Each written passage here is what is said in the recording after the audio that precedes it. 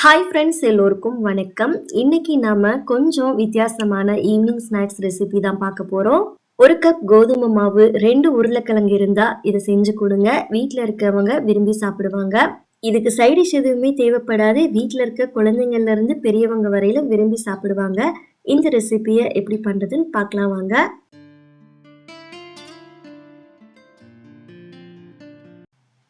இந்த ரெசிபி பண்ணுறதுக்கு ஃபஸ்ட்டு ஒரு மிக்சிங் பவுலில் 1 கப் அளவு கோதுமை மாவு சேர்த்துக்கோங்க. கூடவே இந்த மாவுக்கு தேவையான அளவுக்கு உப்பு சேர்த்துட்டு 1 டீஸ்பூன் போல் எண்ணெய் விட்டுக்கோங்க. இப்போ இந்த மாவை கையிலேயே இது மாதிரி நல்லா கலந்து எடுத்துக்கோங்க. உப்பு சேர்த்ததுக்கப்புறமா இந்த மாவோட எல்லா பக்கமும் படுற மாதிரி கலந்து எடுத்துக்கோங்க.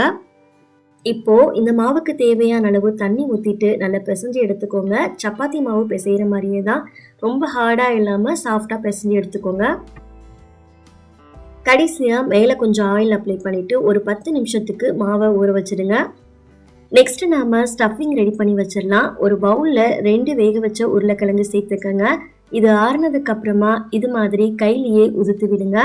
ஸ்பூனில் கூட இது மாதிரி மசிச்சு எடுத்துக்கலாம். ரொம்ப நைஸாக இல்லாமல் கொஞ்சம் உதிர உதிர இருக்கிற மாதிரி மசிச்சு எடுத்துக்கோங்க. இப்போது இந்த கிழங்கோடையே ஒரு பொடியாக நறுக்கின வெங்காயம் சேர்த்துக்கோங்க. கொஞ்சமாக மல்லியும் கருவேப்பிலையும் பொடியாக நறுக்கிட்டு சேர்த்துக்கோங்க. கூடவே 1/4 டீஸ்பூன் மஞ்சள் தூள், காரத்திற்கு ஏற்ப மிளகாய் தூள் சேர்த்துக்கோங்க. நான் 1/2 டீஸ்பூன் அளவு மிளகாய் தூள் சேர்த்துருக்கேன். 1/2 டீஸ்பூன் கரம் மசாலா சேர்த்துக்கோங்க. கடைசியாக இதுக்கு தேவையான அளவு உப்பும் சேர்த்துட்டு ஒரு ஸ்பூன் யூஸ் பண்ணி நல்லா கலந்து விடுங்க.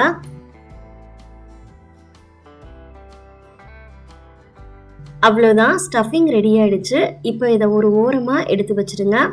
அடுத்ததாக மாவு நல்லா ஊறினதுக்கு அப்புறமா ஒரு சப்பாத்தி கட்டை எடுத்துக்கோங்க. அதில் மேலே ஃபுல்லாக மாவு ஸ்ப்ரெட் பண்ணி விட்டுட்டு நம்ம மாவு மிக்ஸ் பண்ணி வச்சுருந்தோம் இல்லையா, அதிலிருந்து பாதி மாவை எடுத்து இது மாதிரி நல்லா தேய்ச்சி எடுத்துக்கோங்க.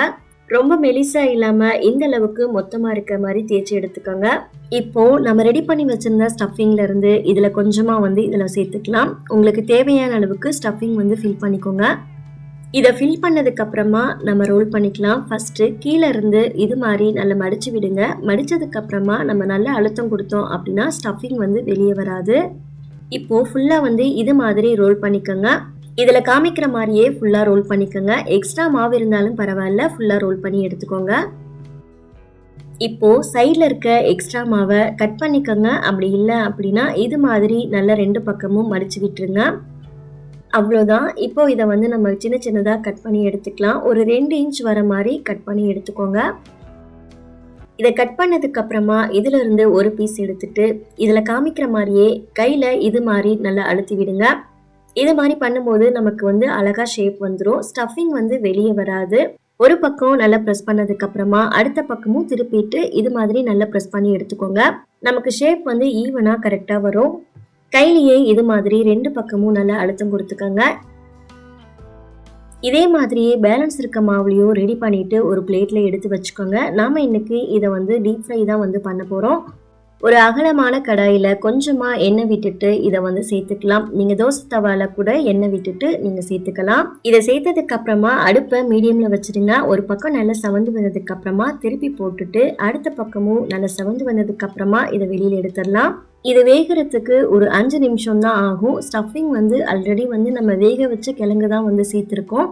அதனால் மேலே இருக்க மாவு மட்டும் நல்லா கோல்டன் ப்ரௌனுக்கு வந்ததுக்கு அப்புறமா இதை வெளியில் எடுத்துருங்க. அவ்வளோதான், நம்மளோட ஈவினிங் ஸ்நாக்ஸ் ரெடி ஆயிடுச்சு. இதை நீங்கள் இட்லி தோசைக்கு பதிலாக காலையில் பிரேக்ஃபாஸ்ட்டாக கூட செஞ்சு சாப்பிடலாம். ரொம்ப நல்லாயிருக்கும். இதுக்கு சைடிஷ் எதுவுமே தேவைப்படாது. கெச்சப் இருந்தாலே போதும். வீட்டில் நீங்கள் ஒரு வாட்டி ட்ரை பண்ணி பார்த்துட்டு உங்களுக்கு எப்படி வந்ததுன்னு மறக்காமல் ஃபீட்பேக் ஷேர் பண்ணிக்கோங்க. நெக்ஸ்ட் ஒரு ரெசிபி வீடியோவில் பார்க்கலாம். தேங்க்ஸ் ஃபார் வாட்சிங். பபாய்.